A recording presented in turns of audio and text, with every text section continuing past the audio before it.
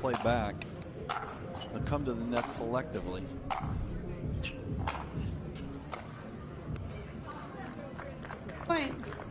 Goins taking a long look at that one. You see on the screen Haworth's career record. Yeah, 80%. He's 96 and 24.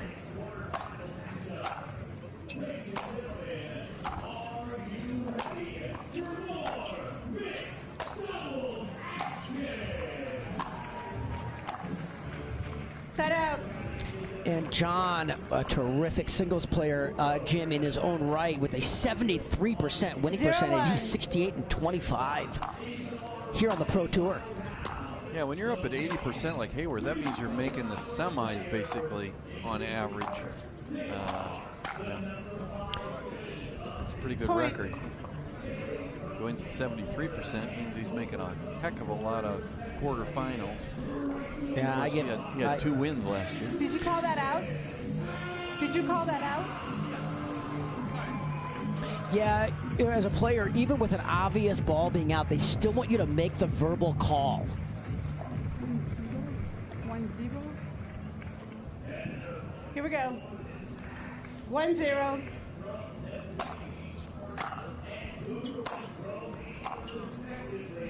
Correctly called, just out. The wind pushing that ball.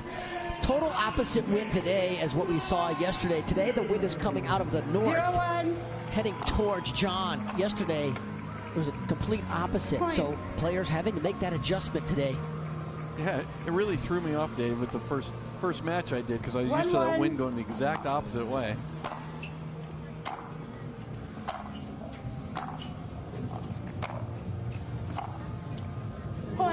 Yeah, and Chris is going to have to make that adjustment.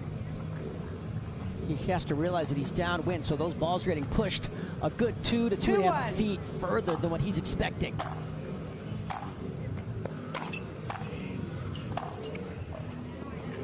Set out. Yeah, all of his shots, even the ones that are in, have been really close to the baseline. That one was just in. We've got a good shot looking right, pretty much right down Lucian's baseline. Point. That's what makes Haworth such a tough out in singles, is that there's no place to pick on him. He probably has the best two-handed backhand pass in the game. Phenomenal forehand, great serve, excellent return. 2-2. Obviously covers the court extremely well, especially at the kitchen line with his length.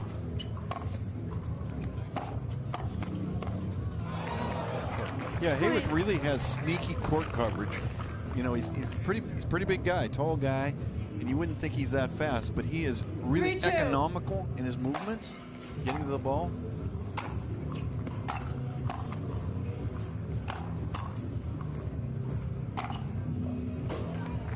And that's just an amazing stab volley and hits the line. So early lead here for Haworth, serving at 4-2. Game 1 here on the Carvana Grandstand Court.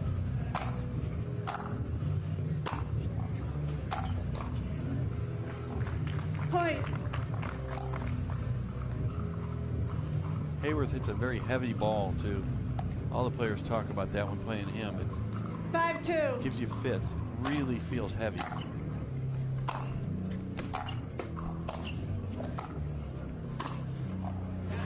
And if you watch him play, he doesn't overhit the ball. It's a very fluid motion into the ball. Always gets his body going forward. And we'll have a timeout. Serve. You get more on the returns of serve. Your passing shots are more penetrating. In doubles, I actually prefer to play into the wind. Yeah, doubles, I agree with you. I like to hit into the wind unless it's a really strong wind. And the reason for that is your third shot drops come down like a brick. 7-2.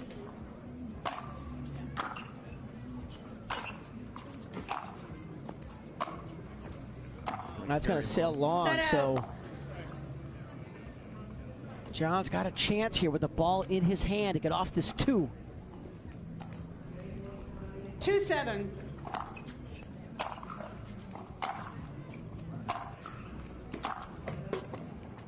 Set out. Haworth is just so smooth. It looks like he's hitting effortlessly. Yeah, he's very efficient in his 7-2. movement, both laterally and into the ball.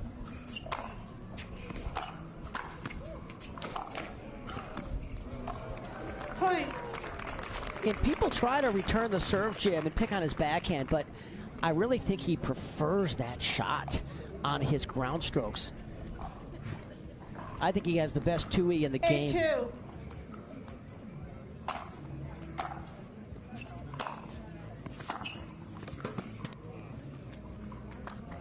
Yeah, John's gonna have to find a way to put more pressure on Chris and be a little more offensive, especially on this side where he's playing into the wind. Yeah, it's a tough assignment on this 9-2. side. I think he'll be more successful in game 2 when they switch sides.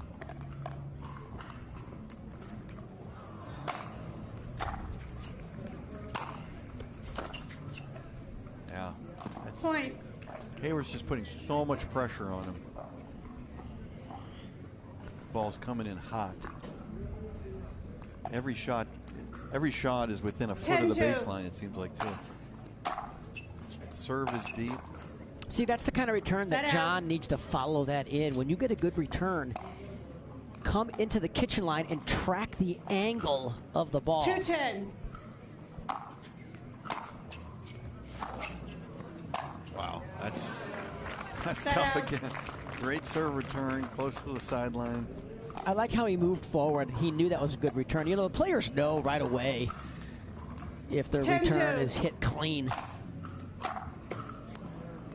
Point game, 11-2. Timeout That's changes. a quick game 1. I think Goins had a 2-1 lead, so a 10-0 run. Significant 0-0. advantage in singles, much more than doubles. So let's see if he can take advantage of the good side here.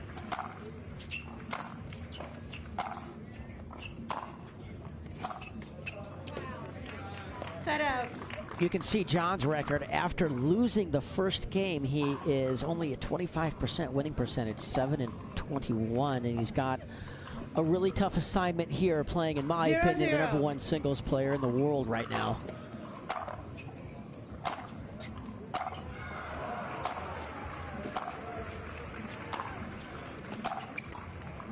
Point. Sticking with my pre-tournament prediction that Haworth takes the title here at the Carvana Mesa Cup, presented by Cal-Am Resorts. What a beautiful 1-0. grandstand court environment, Jim. Look at this crowd. There's over 200 people watching this match live here. Point. And Haworth continuing to work the backhand side on these approach shots. 2-0. Point. Yeah, look like Goins there trying something a little different, coming in behind his return. 3-0. See if he keeps that up, and he does. Set out. Haworth does have a tendency to hit his first. When the opponent comes in off an approach shot, Haworth does tend to 0-3. go line with his first shot. Set out. Correctly called wide, so that'll be a side out. And Haworth will try to get off this 3. Yeah. Looks like Haworth is doing a pretty good job going into the 3-0. wind, still being able to hit the ball effectively. Chris going with the new purple look today. out. Haven't seen that. 0-3. As he gives us a wry smile.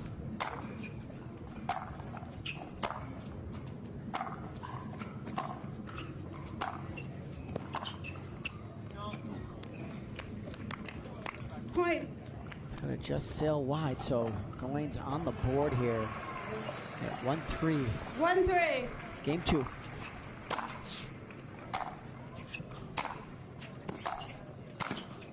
Oh, beautiful. Set out. Haworth with great anticipation there. Knew John was going to be coming down the line and was moving to his left 3-1. before Goins even made contact with the ball.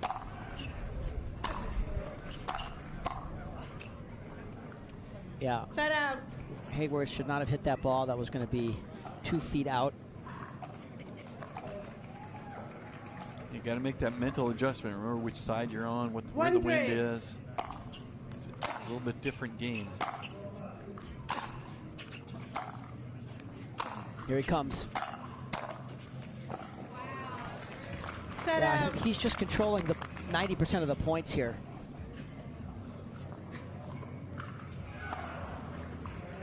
I think to compete better against Haworth, I think John needs to try to be more of the dictator, be a little more aggressive, especially downwind, like that.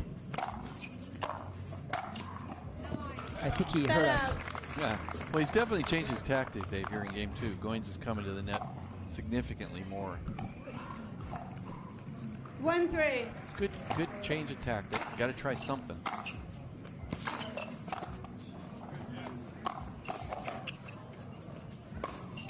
Oh. No, you returned it over the net. I think Haworth hit an out ball there, but you know, he's got to make that call before he makes contact with the ball, and he did not call it. Yeah, exactly. And then he wanted to challenge his ruling, but he can't do it because he hit the ball. Correct. I think it was out.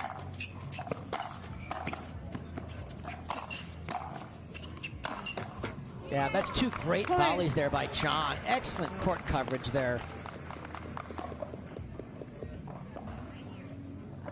So we're all square at 3s here in game 2, a game that Goins has to take to try to force a deciding game 3.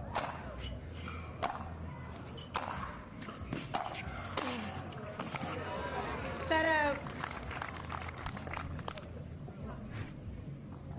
Yeah, probably the best backhand volley in the singles game on display here at the Carvana Grandstand Court.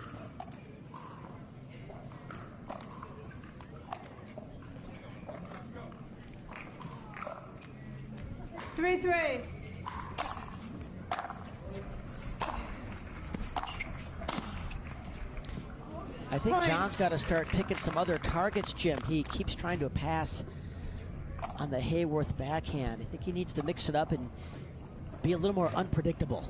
4-3.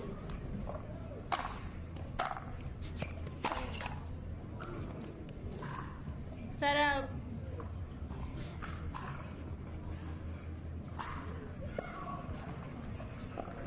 Haworth loves angles. He likes to extend his arms. So if I'm Goins, I actually hit more returns deep middle and don't give him that angle.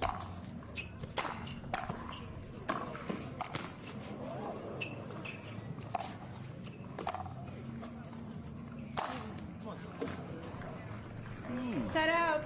Goins taking a long look at that. I think he's going to challenge his in ruling. So he's going to call it in and then challenge it, which is the right thing to do. The result of the rally system for 3. From our angle, it looked wide to me.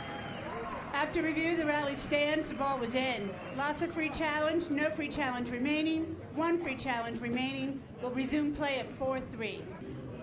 From this men's quarterfinal.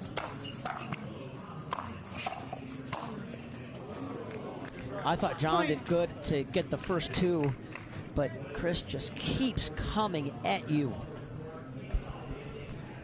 5-3. Point. Might see a challenge on that. The ball did skid. That doesn't always mean it hits the line, though.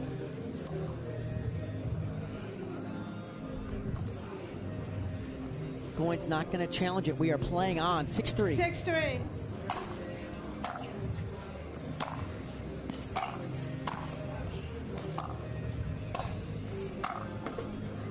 Point. Yeah, you might want to challenge that. You know, the players are hesitant to do a challenge where if they lose it, the result is a technical warning. But 99% of the time, a technical warning will have no effect in the match.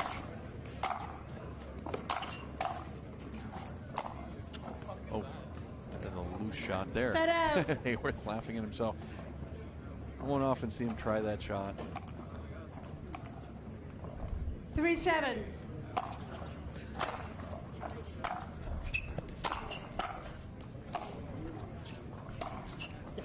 Yeah, I like how he held that to see where Haworth was going to go. Once he saw Haworth lean left, he went inside out.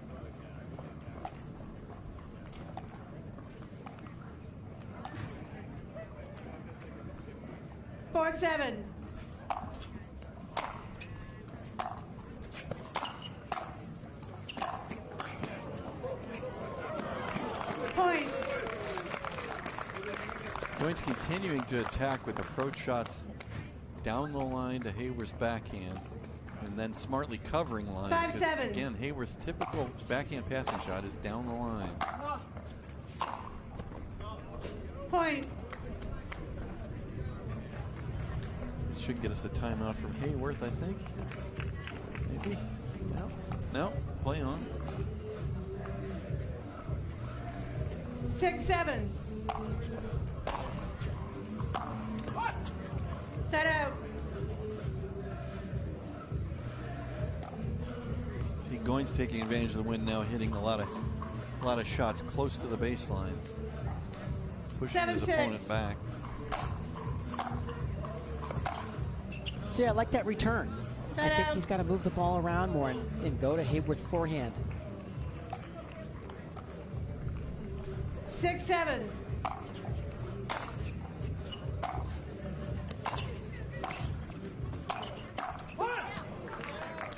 Goins got the one he wanted, just couldn't execute.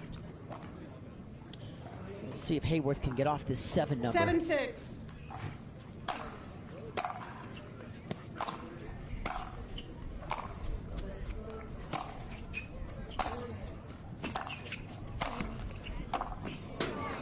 Point. Haworth is tough when he gets a backhand volley up that he can take a big swing at.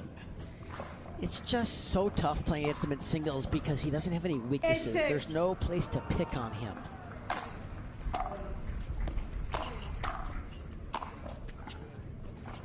I would never let that ball bounce.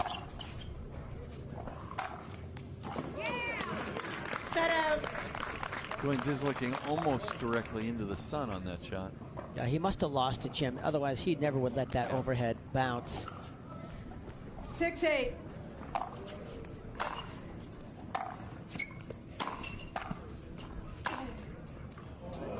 That's incredible.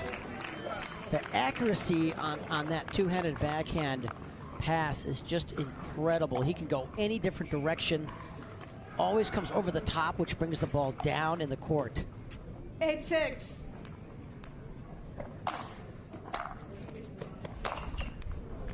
Set out. That's a rare miss off that Tui.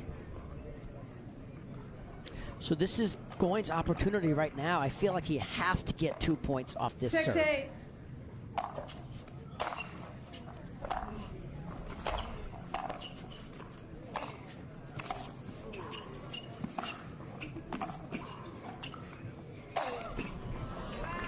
Set out.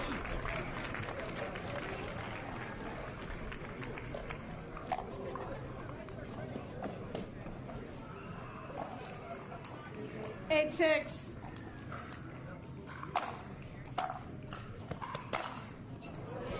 And Goins deciding to continue to challenge the Haworth backhand to no avail. I think he just should be more prepared for that passing shot to come down the line. It's about 5 in a row where Haworth goes down the line with his first passing shot. 9-6.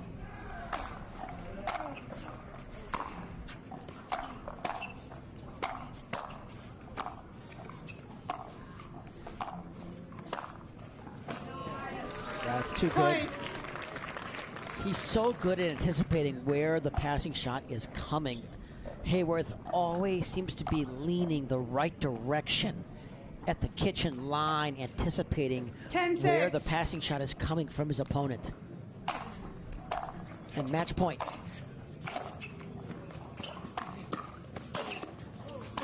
That'll do it. And Point there it game is. 11-6. A pretty convincing victory for Chris Haworth, and he will move on through this men's pro singles quarterfinal.